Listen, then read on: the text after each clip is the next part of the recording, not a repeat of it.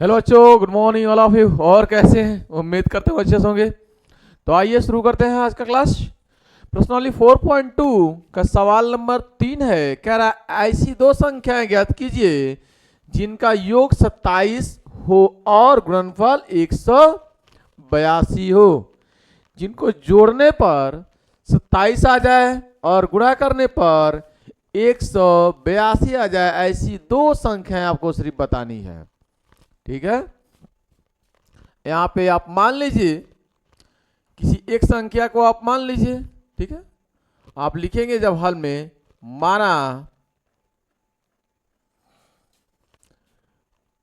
पहली संख्या x है। अगर पहली संख्या x हो जाए, भाई दो लोगों को मिलाकर 27 रुपया देना है। मैंने पहले आदमी को 10 रुपया दे दिया, तो दूसरे आदमी को क्या करूंगा? 27 माइनस 10 17। 27 माइनस 10 17। दूसरे आदमी को मैं दूंगा कितना? मैं बोलूंगा 27 माइनस, अगर मैं 10 रुपया दूंगा तो 10 घटाऊंगा, 27 माइनस 10 17। अगर मैं 12 रुपया यहाँ पे लिखता कि पहले आदमी को मैंने 12 रुपया दे दिया, तो फिर 27 माइनस 12। अगर पहले आदमी को मैंने 20 रुपया दे दिया तो 27 माइनस 20। अगर पहले आदमी को मैंने x रुपया दे दिया तो 27 माइनस x दूसरे आदमी को मिलेगा। तो दूसरी संख्या हो जाएगी, दूसरी जो संख्या होगी वह होगी आपके पास कितना? 27 माइनस x होगा। ये दूसरी संख्या निकल कर आएगी। कंफर्म? कंफर्म, ये दूसरी संख्या। आइए, अब इन दोनों का गुणनफल कितना है? 182। दोनों का गुणनफल कितना है? 182।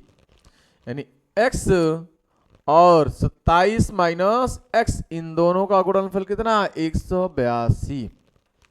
यहां पर लिख दीजिए आप प्रश्नानुसार। अंदर गुणा कीजिए, 27x अंदर गुणा माइनस का x स्क्वायर बराबर में 182। सही है। एक्स स्क्वायर को उठाकर उधर ले जाइए, 27 को उठाकर उधर ले जाइए, तो मिलेगा आपको, उस साइड जाएगा तो एक्स स्क्वायर 27 भी उस साइड जाएगा, माइनस का 27x और ये प्लस का 182। बराबर का जीरो इधर लिखिए चाहे बराबर का जीरो इधर लिखिए, कोई फर्क नहीं पड़ने वाला है।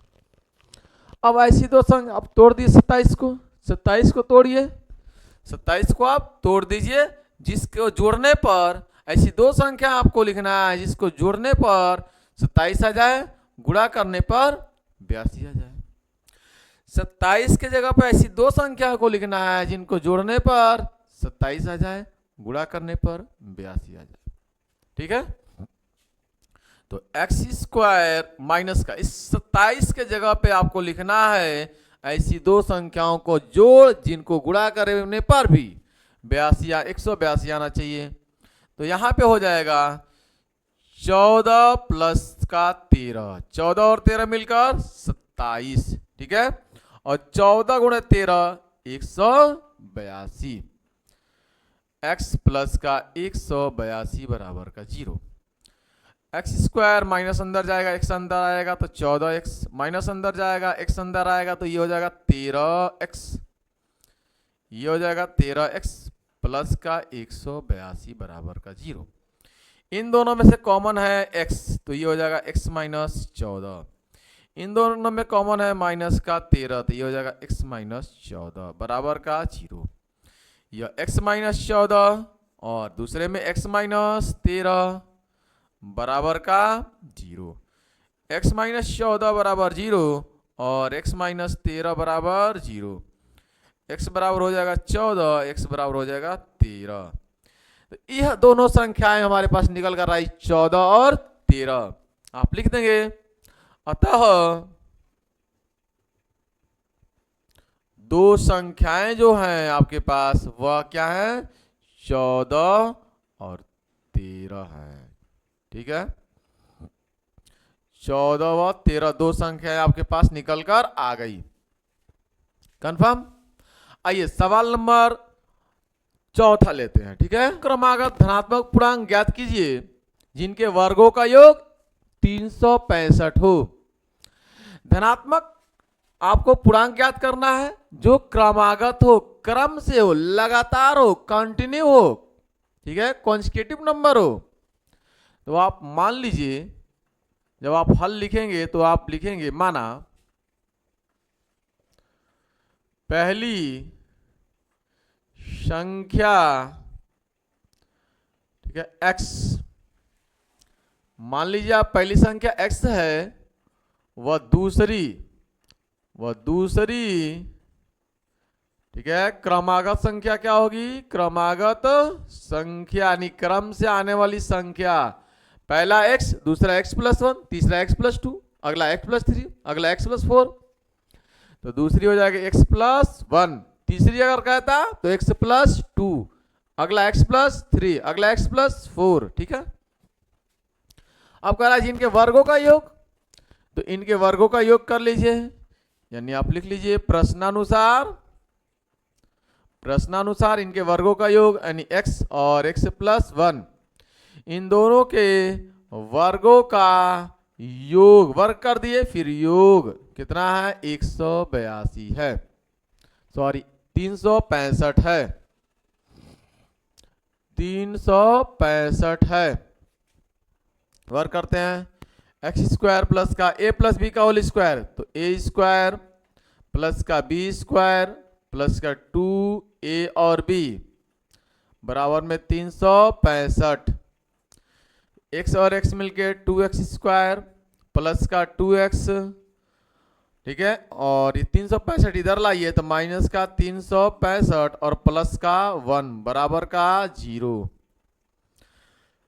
2x² प्लस का 2x, इसे 365 में से एक घटा दीजिए तो ये हो जाएगा 364 बराबर का 0, ठीक है। अब फैक्टर कर लीजिए या इसको और छोटा कर लीजिए, सब में 2 से डिवाइड कर दीजिए। सब में कितने से डिवाइड करने पर, पूरे समीकरण में 2 से डिवाइड करने पर, तो आप लिखेंगे x² प्लस का x माइनस का 2 से भाग करेंगे, 2 1 2, 1 8 16, ठीक है, ये हो जाएगा 182 बराबर का 0।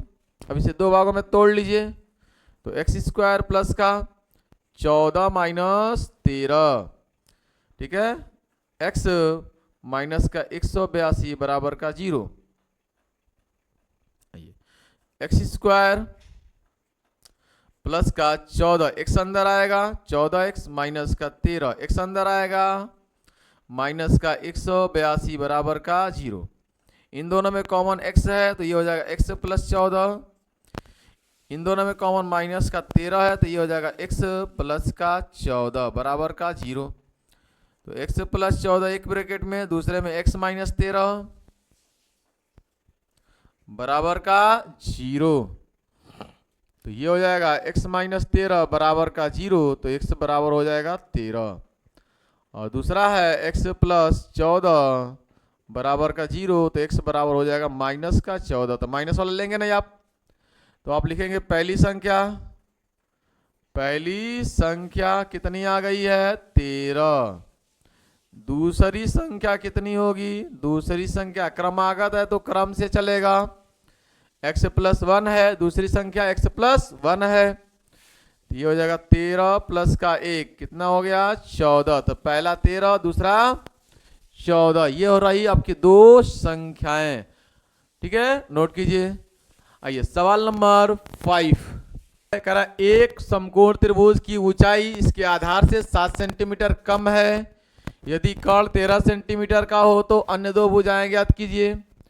समकोण त्रिभुज, यह है समकोण त्रिभुज, ध्यान से देखिए,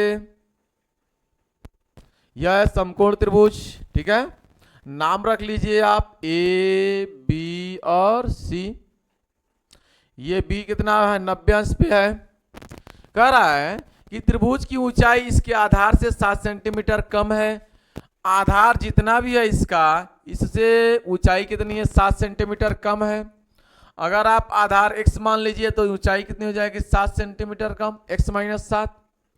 कर्ण दिया है इसका 13, बहुत आसान काम, जब भी आपको कर्ण 13 मिल जाएगा, फिक्स है। इनमें पाइथागोरस जो थ्योरम होता है वह क्या होता है? 13 12 5, 13 12 5 होता है कि नहीं होता है? होता है। ठीक है, आइए सॉल्व कर लेते हैं। तो ये रहा आपके पास आधार, लंब और कण। आप पहले हल कीजिएगा तो मानेंगे, हल में आप लिखेंगे क्या? माना समकोण त्रिभुज का आधार x सेंटीमीटर है, आधार x सेंटीमीटर है तब, ठीक है, त्रिभुज की ऊंचाई कितनी होगी? त्रिभुज की ऊंचाई हो जाएगी, यानी ये हाइट हो जाएगी कितना? x minus 7 centimetre. कौन दे रखा है? पाइथागोरस का प्रमेय, पाइथागोरस प्रमेय से क्या होता है? लंब का स्क्वायर, ठीक है ना? क्या होता है? लंब का स्क्वायर प्लस का आधार का स्क्वायर बराबर में कोण का स्क्वायर। लंब कितना है? x प्लस x माइनस 7 का स्क्वायर। आधार कितना है? x का स्क्वायर। कोण कितना है? 13 13 का स्क्वायर। इसका a माइनस बी का whole square, a square plus का b स्क्वायर यानी 7 का स्क्वायर माइनस का 2ab 2 सत्ते 14x प्लस का x स्क्वायर बराबर इसका 13 का स्क्वायर, 13 गुणे 13 169 169 x स्क्वायर मिलके 2x स्क्वायर माइनस का 14x, ये प्लस 7 का स्क्वायर करेंगे तो 49, 169 इधर लाइए तो 169 माइनस में हो जाएगा बराबर का 0, ये हो जाएगा 2x स्क्वायर माइनस का 14x और 9 में से 9 जाएगा 0, 6 में से 4 जाएगा 2 और ये हो जाएगा 1 माइनस का, ठीक है, बराबर का 0। सब में 2 कॉमन है, आप 2 से सब में भाग कर दीजिए, छोटा हो जाएगा। सब में 2 से क्या कर दीजिए? भाग कर दीजिए, छोटा। तो x स्क्वायर माइनस का 7x माइनस का 60 बराबर का 0। अब ये 7 को तोड़ना आपको 2 भागों में ऐसे जिनका गुणनफल 60 आ जाए, ठीक है, और जोड़ने या घटाने पर क्या आ जाए? 7 आ जाए। तो 12 माइनस 5, 12 25 60, सही है। यानी इसको लिखेंगे आप, इसको जब तोड़ेंगे तो लिखेंगे x स्क्वायर माइनस का यहाँ पर 12x प्लस का 5x माइनस का 60 बराबर का 0, सही है। इन दोनों में x कॉमन है तो x माइनस 12 हो जाएगा, प्लस का इन दोनों में क्या कॉमन है? 5 कॉमन है तो ये x माइनस 12 हो जाएगा बराबर का 0। x माइनस 12 और x प्लस 5 बराबर का 0, x माइनस 12 बराबर 0 और x प्लस 5 बराबर का 0। तो x बराबर हो जाएगा 12 और x बराबर हो जाएगा माइनस का 5। माइनस का 5 लेंगे नहीं, आप लेंगे क्या? 12। x की वैल्यू कितनी आएगी? 12। तो आप लिखेंगे त्रिभुज का आधार, ठीक है, समकोण त्रिभुज लिख दे रहा है, समकोण त्रिभुज का आधार कितना आ गया? 12 सेंटीमीटर। और समकोण त्रिभुज की ऊंचाई कितनी आ जाएगी?